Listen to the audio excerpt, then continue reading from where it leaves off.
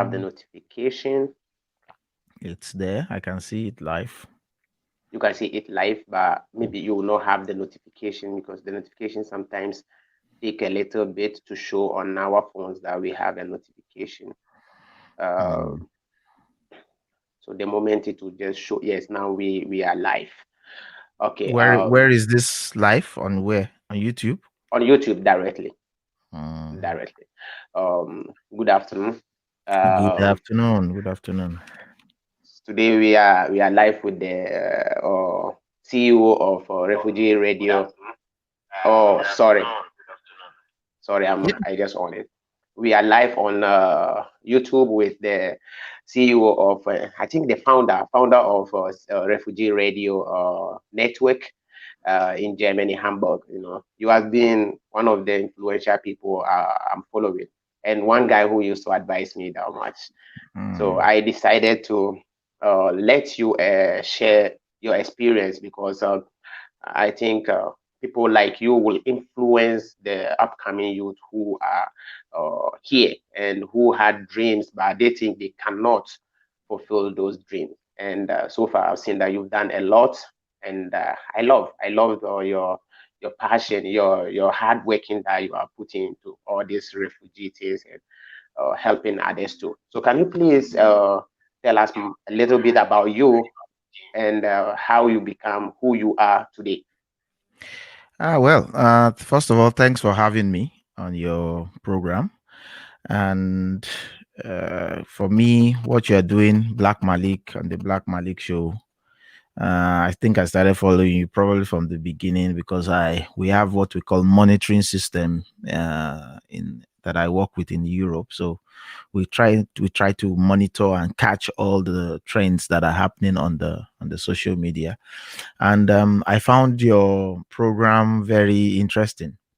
And I'm like, Thank you. wow, what this brother is doing is quite catching. That's why you have a high following, you know. Thank There's a you. lot of people that do similar, that have started copying similar trend, but um, the way you must package yourself, the way you must package information is very key.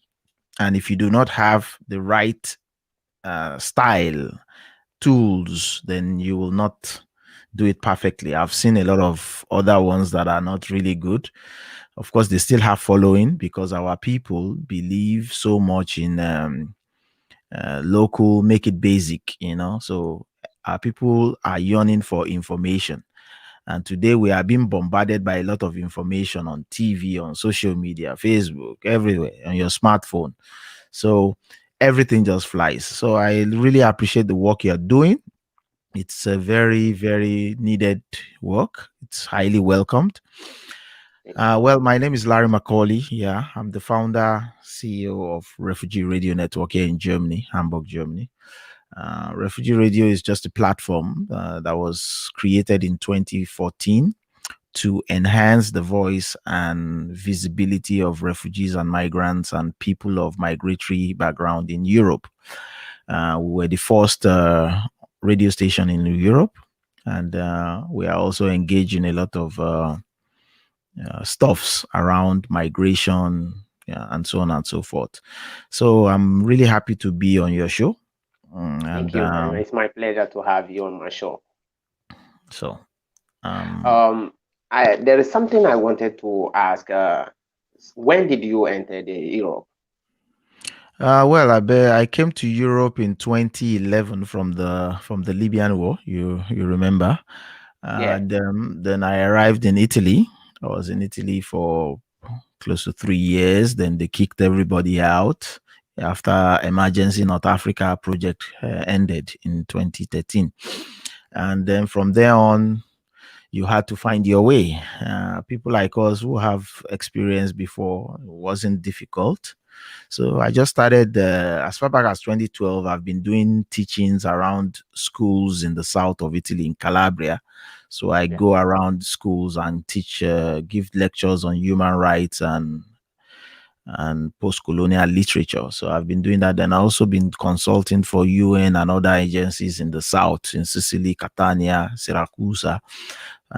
So I've been on the move since I came in because I know the seriousness of of what many of us at that time, probably I'm the only one that know the reality. Many of the brothers were so happy they didn't have the information that where we have come to is not an easy joke. It's pepper, you have to find your way to climb your way out of that hot Yeah, pepper. yeah, yeah. So in Italy, then in Calabria, then I had this cultural association that I created. It's called African Vibration. So we used to engage with all these cultural events that they do in the South, Calafrica, and all these summer festivals that they organize. So we used to perform, sing folk music, dance, things like that, and do some readings. Europeans kind of like things like that. And my city at that time was on the Mediterranean coast. It was on the beach. So there was a lot of tourists that came in. So there was also money coming in. We were kind of using that method to raise money and bought instruments, took care of the brothers of the team because there was about 7 of them at that time that was with me in the cultural association. So that's how we started gradually. So when we closed, when the projects closed at that time, everybody just moved to Napoli, to different cities. Some moved directly to Germany. I saw some of them 2 years later when I came to Germany and for a project here. Then I saw Mr. Larry. I said, "Are you here since when?" So since 2011 that I came into Italy. That's good. But did you got the document over here before moving or maybe leaving Italy? And what brought about you living in Italy to another country? Since maybe your project is still going, and I think you can push more, you can do more over here in Italy, Mm, but you decided to migrate. First of all, I got my documents from Italy. I got the Asilo Politico, Protection International, 5 years, 2012. So, of course, at that time, that's why I told you some weeks ago when we were talking about Ireland, I had known that the passport was visa free to many countries because that was the plan. Okay, Italy, there's really no prospect. The prospects are very limited. So, what do? You have to look at your network. Where do you know people? Where do you have family? Where, things like that. So I first of all, we have freedom of movement. So it's key. And then there's freedom of thought. When we mean freedom of thought, that means you have the right to think of anything and create it. Okay. That Yeah. so if you're a tailor, it is your fundamental right to be a tailor. You can be a tailor inside your house, okay, and also make money from it. You can sew something, put it on YouTube, on your Facebook page. People will contact you. You sell it. That's freedom of thought. So that's what I thought of. So I got the asilo here. Then I started traveling around Europe to meet my former colleagues that I've worked to. Because when I was in Libya, I was working in an oil company, so oil and engineering and construction company. Per background, I'm an engineer. Okay, so I started visiting all these my friends, all these European friends, Austria, many countries, Germany. I had a cousin here, and so I was like, okay, what do you do? Blah, blah. When things didn't come out from that angle, then I said, okay, continue what works. And what works is your advocacy, you're doing consultation for UNHCR and all these big these agencies. That works. So that's what I was doing. And I was doing online consulting also for various organizations in my field of engineering. So for me, money, creating employment um, wasn't the problem for me. But actually I had come to Germany to visit, as I said earlier, in 2012. Then I came back, focused on myself in Italy, and then 2015, a group came from Hamburg to look for me. Then I had moved to Naples. So I was living in Caserta, a small town outskirts of Naples called Caserta, in between Salerno Yeah. and Napoli. So this guy just gave me a call and said he got my number from a brother in Germany. He wants to see me, blah, blah, blah. I said that I thought about it. I said, this one wants to beg for money or what? And I said, so I ignored him. I didn't really, what will I say? I didn't really put energy into it. Then he kept on calling me. Then one day I said, brother, what do you really need from me? Because I can't just because of you just come to Napoli Central and be doing what? So he now told me they are a member of a group called Lampedusa in Hamburg. They are fighting to get papers in Germany and blah blah. That somebody, he got my contact from somebody that I could help them to make the whatever they are fighting for a reality and blah blah blah blah.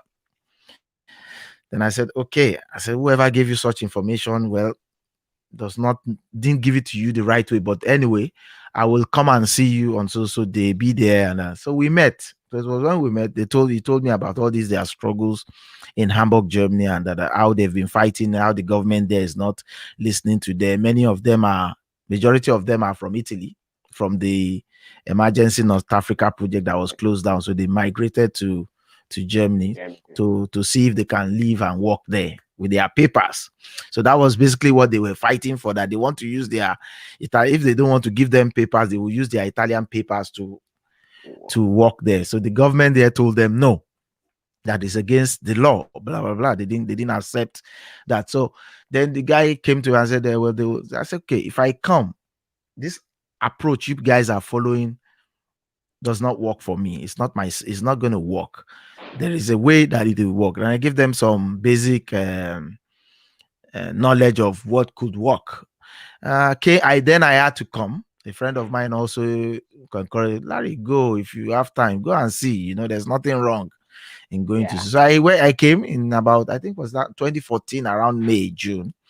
I came to Germany, to Hamburg. First time I saw them, they called a community meeting. Then I met, and in this meeting, one or two or three people knew me from Italy, from the camps and all the struggles we used to fight in the camps to get basic rights.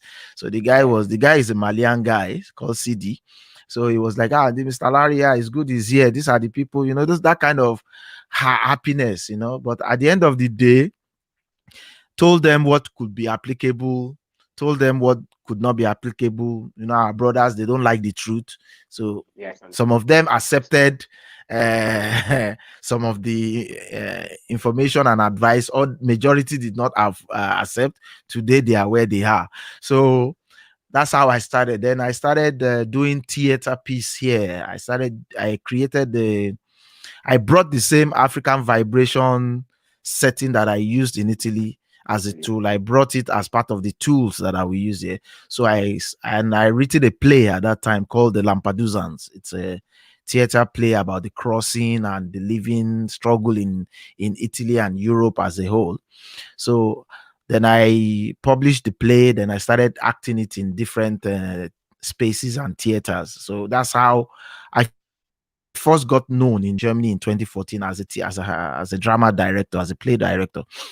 Then slowly, it was from this plays that we used to do in different theaters and museums and things like that. Then I found out that many Germans did not even know what was happening in Italy, not to talk of what was happening in Libya.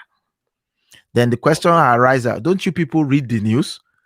Don't you watch TV? They said they do. But then I did a research. Then I found out that the media in the Germans really consume media a lot, but they consume media on a one way.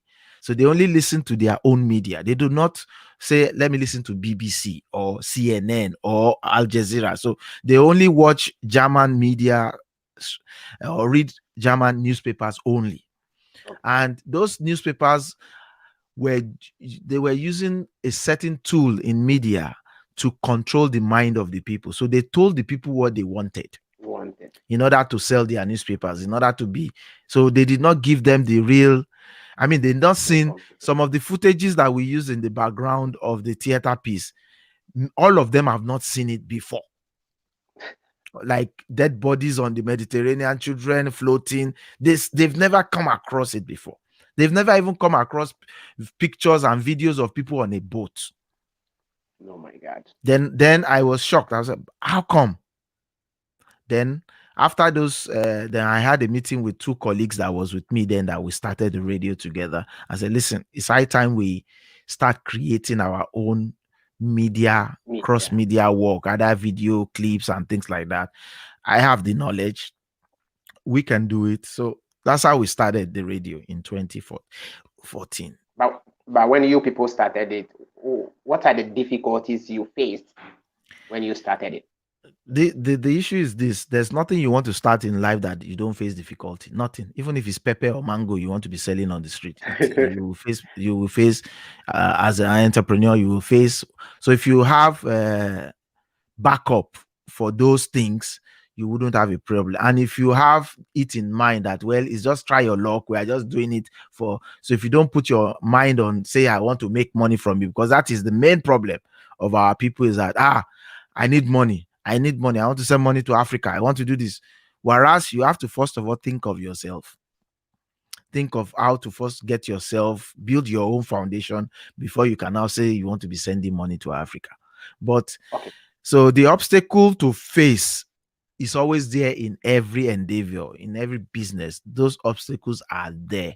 So for me, there was no there was no obstacle. The fact we had the control of the platform. We had the money to buy equipments, basic equipments at that time. We had the the platform. We paid for the website. I built it from scratch. It's the knowledge that I already that we were equipped with. And I said, okay, you, Sammy, you'll be responsible for this. Take this recorder, go to the different refugee camps, go and start getting stories there. You, Udo, you'll be responsible for this, do and do this. Me, I'll be the like the executive producer and things like that. I do the technical, most of the technical stuff. So that's how we started. But what So about the language differences? The language barrier, okay, so because in Germany. like I said, it was started by three of us, Nigerians, Okay. okay, from different places in Nigeria. Then, and we started it only for Hamburg, for that our small community, just to share information to refugees there and so on and so forth. So we started with English. I speak a little bit of Arabic.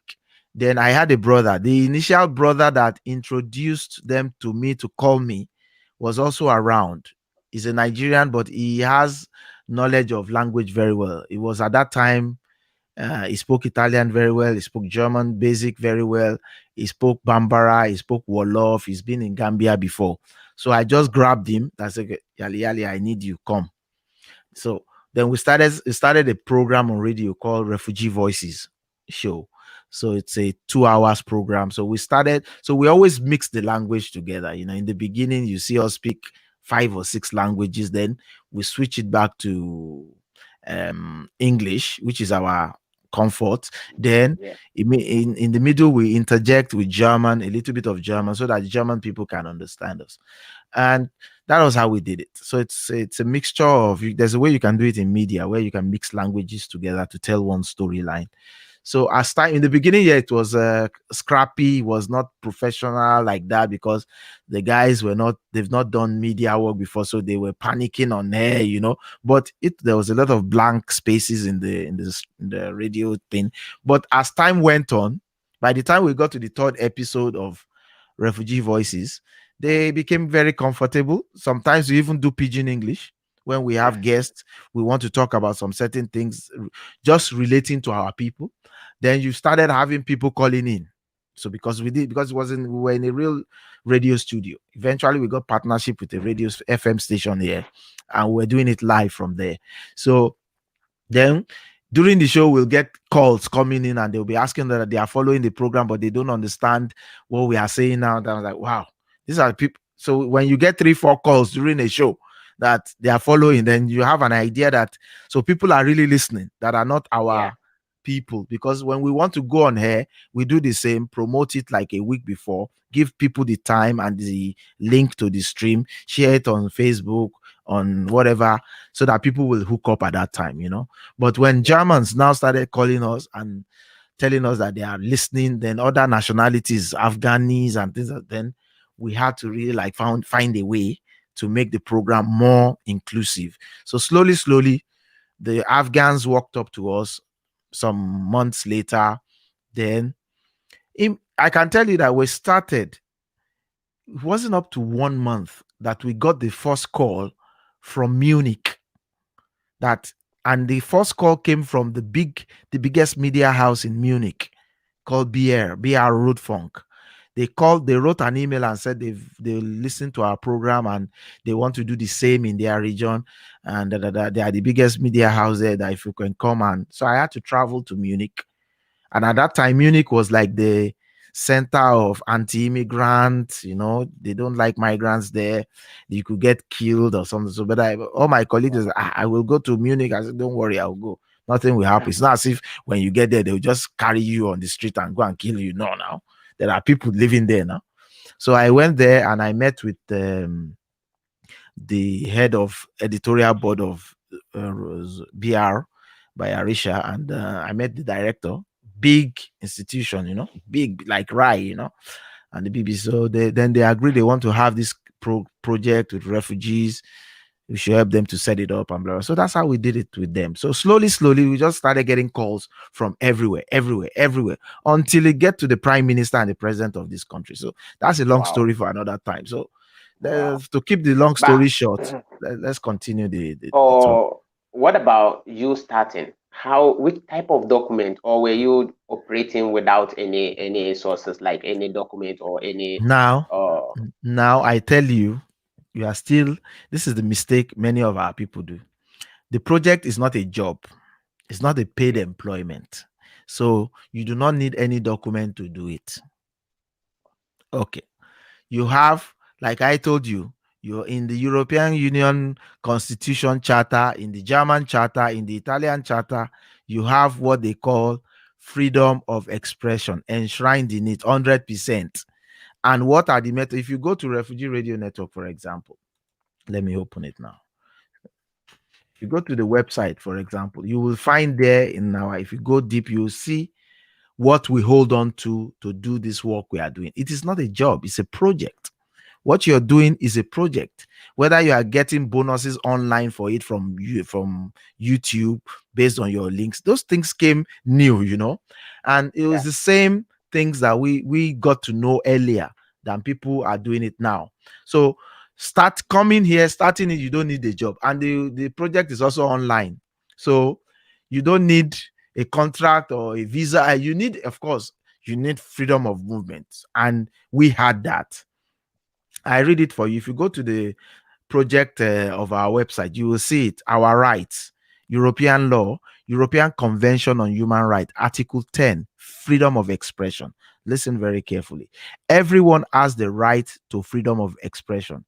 These rights shall include freedom to hold opinions and to receive and to impart information and ideas without interference by public authority and regardless of frontier. Basic law. Then we go to the basic law of the Federal Republic of Germany. It says fundamental right, Article 5, freedom of expression again. It says every person shall have the right freely to express and disseminate his opinion in speech, writing, picture, and to inform himself without hindrance from general accessible sources. Freedom of press, freedom of reporting by means of broadcast and films shall be guaranteed. There shall be no censorship. And pursuant to this objective, we at Refugee Radio Net do freely, without prejudice, organize ourselves to create the Refugee Radio Network. So those are the two laws that we took from the European Charter and the German Charter to do what we are doing. So we are working, we have not broken any law. We are doing it in the confines of the law. Okay. So, and it is online based project. So of course we have media partners all over Germany and Europe, but that took us, it was a gradual step. It was not like that in the beginning. In the beginning was, this is our rights. What are our rights? We knew it.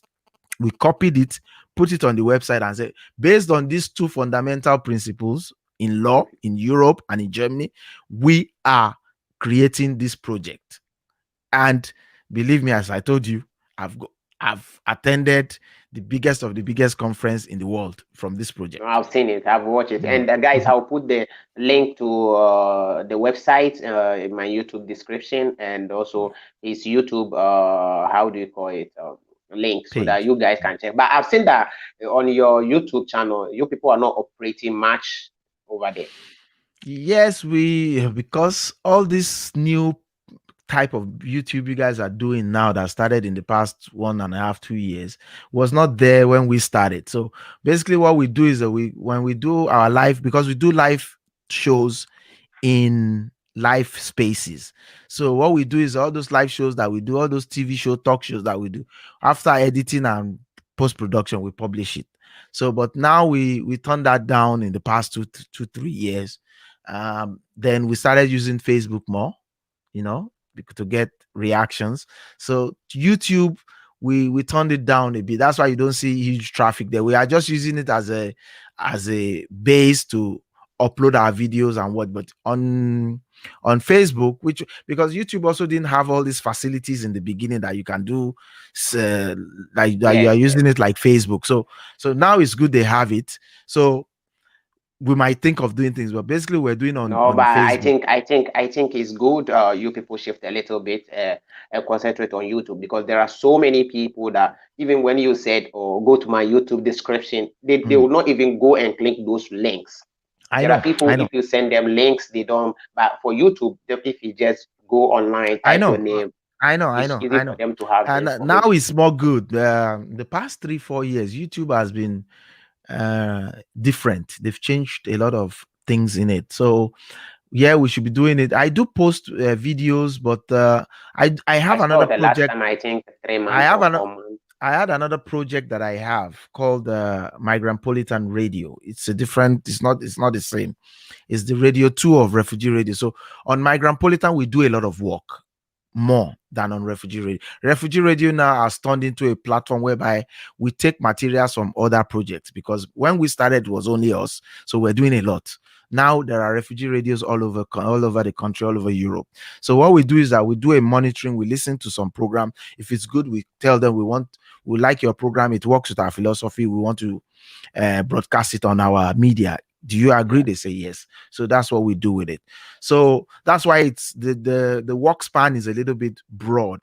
If you go to Migrantpolitan Radio and it's YouTube now, um you see new materials there. Yes, You yes, know. I've seen that Mm, you people are like mm, talking to many guests. You are, mm, but one thing I wanted to ask again is since you are living in Germany, mhm, though you can stay in Germany and mhm, do whatever because it's not a work that you are doing. But I mhm. think for you to stay in Germany, you have to stay maximum 90 days, Yeah. even if you are not working.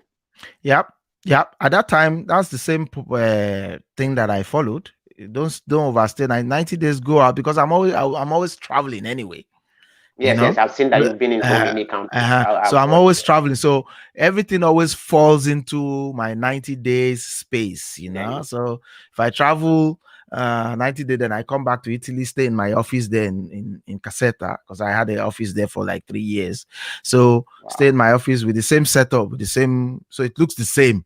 It's the same Always back. like Yeah. even if you are in Italy, people might Yeah. think you are still in Germany. Exactly. So, and I still also always invite Gambian brothers to come to my studio there, and we talk and share their experience together in Italy there. So, I'm always in the time frame of the 90 days. Now I don't use the 90 days more. I'm using the Kata Sojourner now. So the 90 Okay. days thing is not in my scope anymore. And so, but you must be smart, you must be concise, you must stay within the frame of the 90 days. If not, you get into problem if you are controlled, you know. Okay. Wow. So But another thing I say I want to know because the last time you said you traveled to Ireland because mm, I want to know what are some of the difficulties you face at the airport when you reach Ireland. Since you have asylum political, I know definitely you are going to face some challenges before you can l- enter.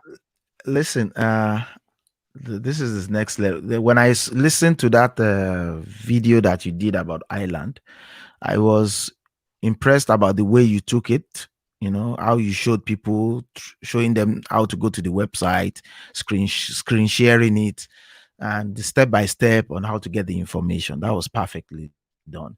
On the guy that called in, well, he said a lot of things that I don't buy, and I think a lot of the Yeah. things he said were bullshit, in my opinion. He's just trying Yes, to yes. he's trying to misinform people. Just that people who are watching should know that, because you got a lot of criticism for bringing him on air. So, Let's make the record straight. Yes, I started traveling to Ireland 2012, my first time. That was with the old passport, the gray one. And Yeah. then I've been there actually probably every year because I have family there. So I always attend events or visit them regularly. So the thing is, yes, the law says you are visa free. And this is for every country. It's not just for Ireland. Even if you are traveling to a country, you will get visa on arrival. It's the same procedure. So you will see that I faced in Ireland happens when I go to Morocco, Tunisia, Gambia, Senegal. It's the same procedure for visa on arrival. Yeah, you have the right. You show them that you have the right. They see it. They take your passport. You've already submitted it to them. The next thing is to investigate the purpose of coming into Ireland. They will ask you, what is your purpose of visiting Ireland? I'm visiting for a short stay, for a weekend holiday. Where will you be staying? You have shown them your hotel reservation. They check it out. They call the hotel. Do you have enough sufficient fund proof? You show them. In between, they will take all this information in the front desk there at the airport. Go and verify it. I'll check you out, blah, blah, blah. They come back to you. What's your occupation? Everything. So all this could take 40 minutes to 1 hour if you are answering them and giving them everything. But if you are not experienced, you are delayed, you are expanding the delay and the rejection. Because at the end of the day, they will say, we are sorry, we cannot allow you to stay in Ireland. And then they send you back. And sending you back is not sending you back, okay, go, bye bye. No, it is sending you back with something. That is to say, they are sending you back with something, either not to come back to Ireland for the next 3 years. Okay, Wow. Like deporting you. that's what it is, because the form you fill is deportation form. Wow. So the issue is now, so getting there, they would ask you all that. If you have everything, even if you are visiting somebody, they will call the person to confirm. All this I've known it because I've been traveling before I came to Europe. Anyway, I've been doing Africa to other countries, UK before in the early days. So all these are not new to me. It's like normal. So give them everything and wait, and they go and check it out. When they call their supervisor, he comes out, ask you more questions. Can we see your card of stay? You show it to them. They put it in the machine. They control it totally. Verify. Wow. Type your name into Google. I saw my name, my picture, project, refugee ready, everything on their computer there. I was like, okay. And at the end of the day, they called a friend of mine who I was coming to visit. They checked and they said, okay. And Now you can go. they said, okay. The supervisor came and said, well, all these things we have seen, it can't be lying, or he cannot have created it in 24 hours. So it's good. You can allow him to come in. And they stamp your passport. Boom. It's a green stamp like this, like the old rubber stamp. Yeah. Stamp it, write the days you will use there. So Wow. on mine, I think mine was 6 or 3 days, like the first time. So they wrote 3 days there because I said it was a weekend holiday, and that's it. And they stamped me in, and I went in, took a taxi, which was fucking expensive, almost 60 euros, from the airport to the city center, and went into my hotel, logged in. I called my friend. Then I went to visit them in another city the next day. And I left at the time I said I will leave, because why will I be roaming the streets? Not as if when I get there I'll be walking. This kind of dream. Go there, I walk, all automatic. It's a lie. You must Yes, get yes. to somewhere. You You must must, stay. yeah. You must stay for And a while no, before you know how it goes there. So then yeah. going after the first one, then the second one was easy. I didn't even Because they spend already know you. I didn't even spend 10 minutes at there, because the minute they put your passport in the machine, your data will come out that you have come in before, blah, blah, blah. So, and always I always advise people, when you travel like that to visa free countries, always make sure, especially countries who don't stamp you when you are going out, Wow. always make sure you have a copy of the old ticket that you used to go out. You never know what could happen. Let's say, for example, when I was coming in again 2 years later, then then I faced the same kind of thing. Then they asked me, yeah, you were in Ireland before, did you leave Ireland? How do I prove to them? Proof, because they will ask you, prove that you left. All you need to do is to show them that ticket. The And ticket all these things you can snap it and put it on your mobile phone. on your It's not laptop. on your phone. Just take a snapshot of it and hold it, because it's happened Okay. to me in the UK. You know. Yeah. Okay. Another thing I want to ask you, which is very important, uh, we all know there Mm-hmm. is racism over here in Europe. Okay, we are Mm-hmm. facing it a lot. Mm-hmm. For you to do all these things, Mm-hmm. definitely you might face this kind of things like the racisms and everything. How do Mm-hmm. you conquer it, or how do you overcome all these things and move on with your dream?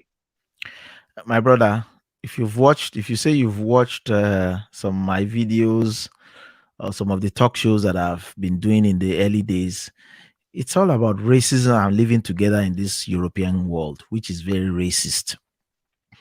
So, how to deal with racism? It's a mindset thing. Of course, sometimes we break. It gets to a certain level that I break also when I see them go and kill people. That Wow. breaks me, despite the fact that, yeah, it happens in Italy. I was in Italy 2017, 2018 full time. And you saw what the Salvini did Uh-huh. after the Nigerian boy went to chop the Italian Yes. girl into pieces. You saw how the people who support Salvini went outside and they started shooting, and the shooting even spread to Napoli, to south, which was predominantly non-racist environment. The south of Italy predominantly were like left, on the left, but we now see people shooting in Caserta, shooting somewhere close to Rome, and they are shouting Salvini, Salvini. These young kids. The shooting, I did a report about it on radio when I came back in 2018. I did a very long piece about the killings. I had a catalog of list of names of people who had died at different times in Europe. So that is the only thing that puts me off from racism. You see, if you are proud of you, many of us have lost our self-esteem. That is why we put ourselves in the position that we are as Africans, as Black people. And I'm talking in particular Nigerians and Ghanaians to an extent. Because if you look at the scope in Italy, for example, you will see that Senegalese do more better than us. Yes. Congolese, other nationalities of Black race do better than us. And it's not that we don't have people who have been in Italy for that long, who are good people, who studied, who are medical doctors. It's just because majority of us, our mindset, especially the people traveling now, the mindset is very narrow. And for example, how when you sit on the street corner and beg, how do you want the citizens of such country to respect you? And they see it every day.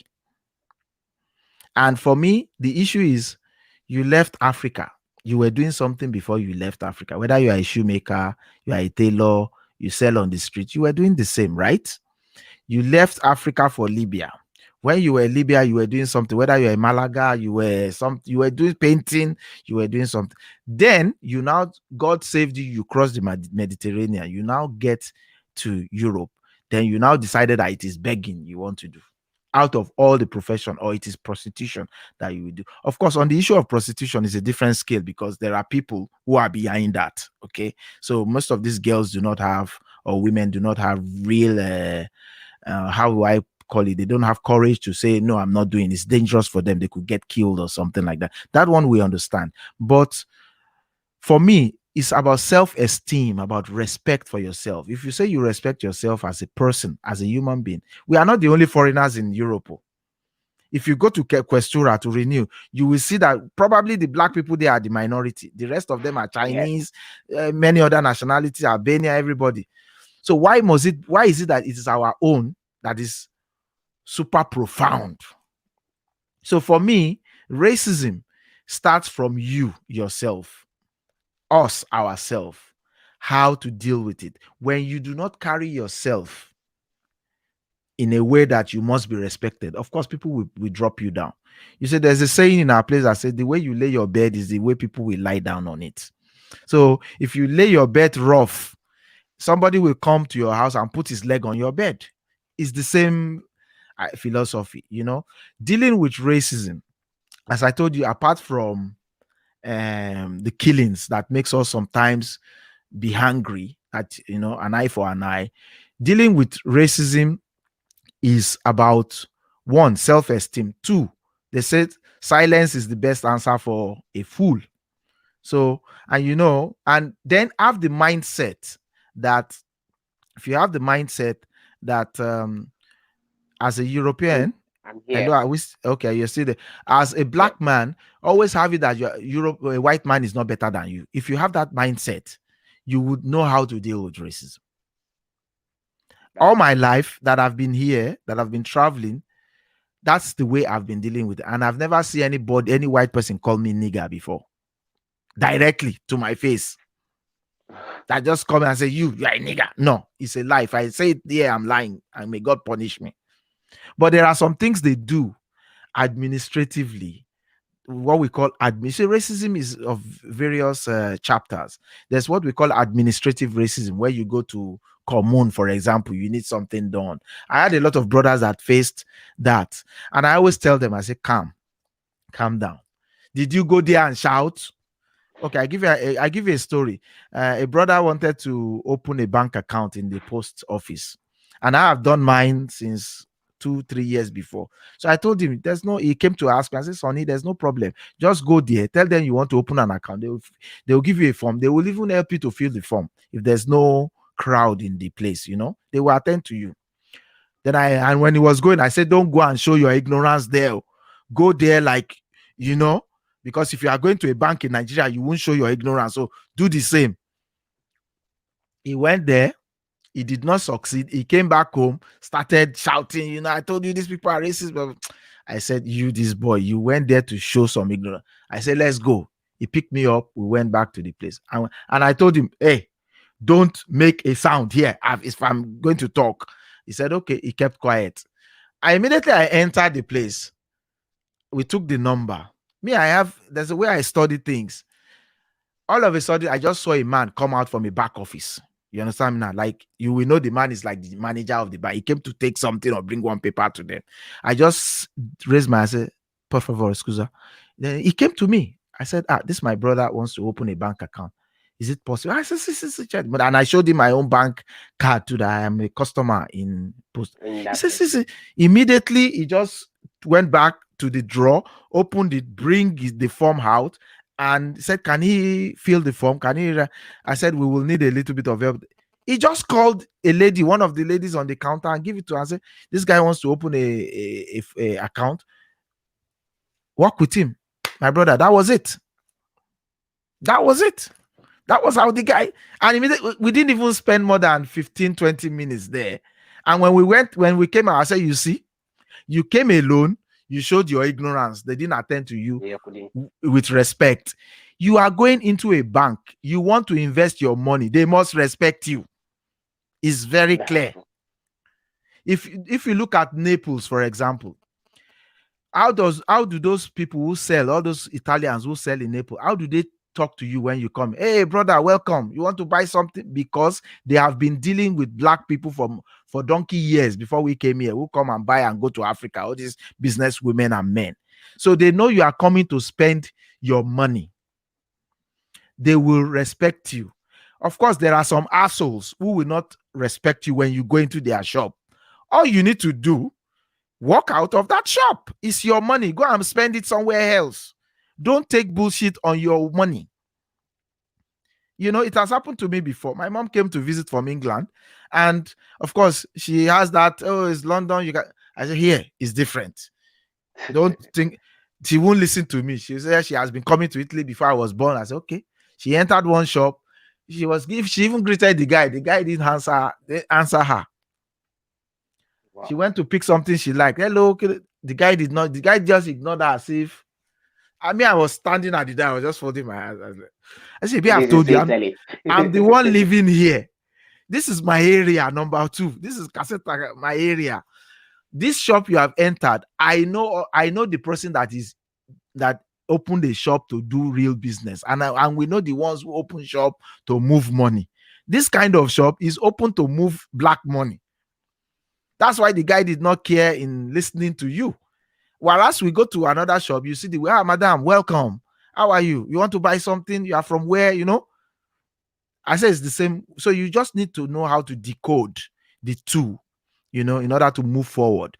Silence is the best answer for fools. This is in the case of when you are walking on the street, they say something to you, just ignore them. That person is a primitive person, is very primitive, so you don't need to waste your energy and your time on fighting. I see a lot of people fight. When I try to settle them sometimes, like maybe they are brothers to me. What is the problem? This guy, I say, because of that. A brother got shot because of 10 euros in Napoli. And I know the brother. When I went, I said, bros, how you go? What did he happen? He said that day he was angry because he came from Questura. They gave him another appointment. Things didn't go well. So he was really angry when he came back to the shop. And then these people collecting every month, every week, 10 euro levy, for market people, they came. So he used the hanger to drive them away. One of them went back and brought a gun and shot him. Oh my God. Then my question to the brother, I say, bros, we know the area we are living in. We know the environment. That's why I say study your environment before you know how to live there. You know these people, their temperament. Because of 10 euro, they will kill you for all your children at home. Then your children will be fatherless and they will be suffering. 10 euro, just give it to them and let problem go. If you know you don't want to be giving them 10 euro, don't open a shop in the market. It's very simple. Okay, another thing I would love if you have idea about, or maybe if you can say something about it, is our sisters who are being forced to do prostitution. Maybe what do you think will be the solution, or maybe what can you tell them, or maybe brave concerning be this brave issue? be brave. I have let me show you. I don't know if the book is here. I can't find it. It's not here. Yeah, it's here. Yeah, it's here. I found it. You see, this book was written by a Nigerian sister who was brought here. It's called the Courage for Liberty. That's the title in English. Blessing Okoidion. Probably some people will know her in the Naples area. She came and they trafficked. They said courage. That's why I say courage. If you know you don't want to do prostitution when you get to Europe, you can break free from this chain. Forget the voodoo juju aspect of it that is there. It's very important also. I wouldn't say forget it, because we have seen people die of that. I've worked with it for many years, this topic. But the bone of contention is this. We know this prostitution ring comes from a certain area, okay, in Nigeria, and it's a multi-billion-dollar investment industry. And we've seen efforts in the years to try to manage and curtail it. Of course, difficulties are there, because anything that makes that kind of money, it will be difficult to eradicate it. It's like drugs Bro, also. please, can I interrupt a little bit? Yeah. The name of that girl, that woman who wrote the book, Is Blessing Okoidion. That's her name. You can see it on the screen. okay, okay. Okay. So our story is a long story, but Yeah. I did a report on her some year when I met her. I met her in Caserta when they were doing this book launch. She's with the what do you call it? The Christian sisters there. There's an association that helps. It's run by nuns, by Catholic nuns in Caserta. And that association were the ones that helped her. They help a lot of girls too. They have a factory, they make clothes and bags and many things. She's working, I think, with Emergencia now. You know Emergencia? I think that was the place I saw her last time. She works with them as I've seen her details. I will read about her later. She's been given the biggest award in Washington, D.C. by this Trump administration, they invited her to give her a big human rights award for fighting for the rights of. She has been given honors in the Italian parliament. She has gone to the Camera many times to speak. So that's why. And when did she come into the country? You know, it's not as if she's been there like 10, 20 years. No, Wow. it's the courage that you have and the determination that this is not you. Yes, many people are deceived to come and do prostitution, okay, before they come here. Some know that they are coming to do prostitution. So it's two different bracket of people. And if you know it is not your portion, you don't want to do, the laws of this country of Italy allows you to break free. But there is a danger in breaking free, because if you have swear oaths to a voodoo, that is what really makes those girls afraid to break free. But we've seen the king of Benin in the past 2 years, or no, is it not, who came out and cancelled all those voodoo charms. They did a big spiritual ceremony in the palace in Benin City, brought all the herbalists there, and they removed most of those charms on the heads of any girl in Europe. So that also gave, you will see at that when that thing happened, a lot of girls broke free. A lot Yeah.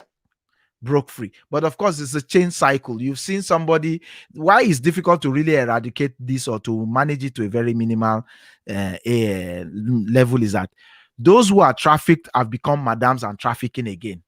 Again. So it's a chain. Yeah, it's a chain reaction. So someone was trafficked, he paid all her money, everything settled, things went well. She also will go back to Nigeria and traffic another 10 people. So it's a cycle. That's why it's very difficult to break the chain. That's why it's still flourishing till today. And they are trafficked all over. It's not just Italy, it's all over. People are moving. You will be shocked. Lebanon has been in the news for a while now. Now, the government has been bringing girls back from Lebanon. The Middle East has been in the center of human trafficking. No, in this case, not for prostitution, but for slave labor. You saw what happened in Libya, how they are selling people. Yeah. Mali, they go and bring back our girls. So this is a phenomenon that we are living with in these modern times. And we just must continue to persistently deal with it how we can. Talk about it like what you're doing now in your program. Raise awareness more about it. You never know who is watching in anywhere they have put her. Maybe this is what will encourage her to break free. If you are there anywhere, if you know you want to break free and you are in Europe, please break free, because it's not easy. I will not give birth to a female daughter and turn her into a prostitute. I cannot do that. It's impossible. Or to sell another fellow human beings. Why now? Is there no other way to make money? So so it's the mindset. It's the mindset. The prostitution industry is huge.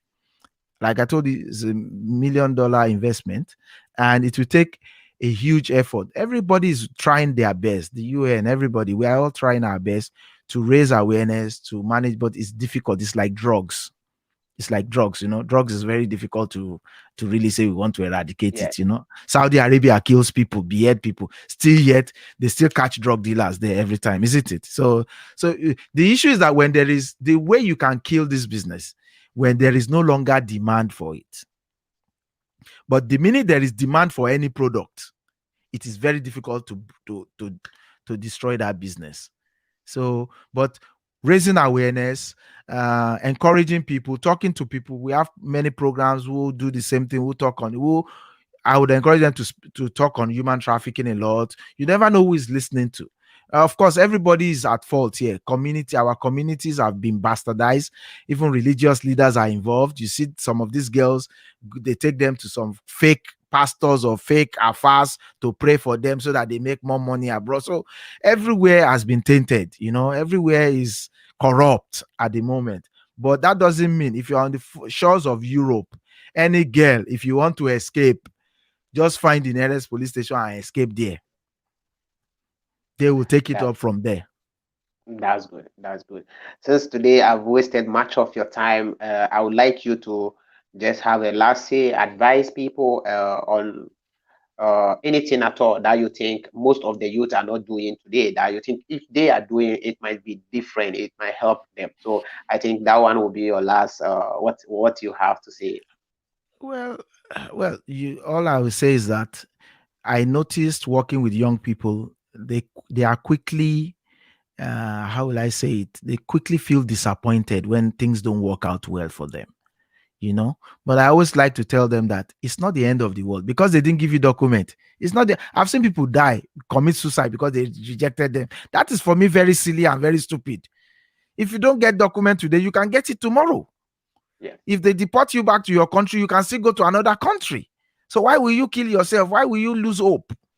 Losing hope is not an option. You must be persevered. You must be passive. You must have perseverance. You must have determination. There's nobody in this world that made it from zero. It's the mindset of young people that money is easy to make. No, that's not true. You work hard for it. Whether you are a musician, you are an artist, you are anything you do, you must work hard for it until you get to your point. And everybody will get to their destination, no matter what. You will always get to your destination. So giving up is not an option. Okay. Thank you very much, guys watching me. This is my big brother. This guy, he has been advising me a lot. He has been. I'm looking up to people like you, brother. Since I came to Europe, since we had the first start, I have been following all your programs. I've been looking. I was like, oh, how can I become like Mr. Larry, or maybe bigger than You will be better than even me. bigger than Mr. Larry. So I need to What am I I need to doing? work harder because I've seen the kind of work you put into this. I've watched you moving from places to places, and I think you are doing marvelous. And I hope that we can also follow steps like this and become who we want to become in the future. Thank you very much for wasting your time and being on No, my you are not wasting platform. my time. Talking to you for me is not waste of time. And many of our people are watching. So talking to our people is not waste of time. I encourage you to continue doing it. Don't give up. All the negative comments you receive, just ignore it and continue doing what you do. But work, make sure it's very important for me. Make sure that you continue to have time to dig those accurate information so that our people are well informed to move on in life. Don't give up. Oh, whether you Oh, I will na not. show business, whether na musician, whether na anything, continue doing it. You will survive. You will make it. That's my Okay. last word. Thank you. Thank you very much. Thank you, brother. You're welcome. Okay, thank you guys for wasting your time and watching this program. Today's program is to be influenced, you understand, for you to think you can also do it. If Mr. Larry was able to make it from just immigrant like us to somebody, you can also become somebody. That's why I keep on saying, if you can dream it, you can make it.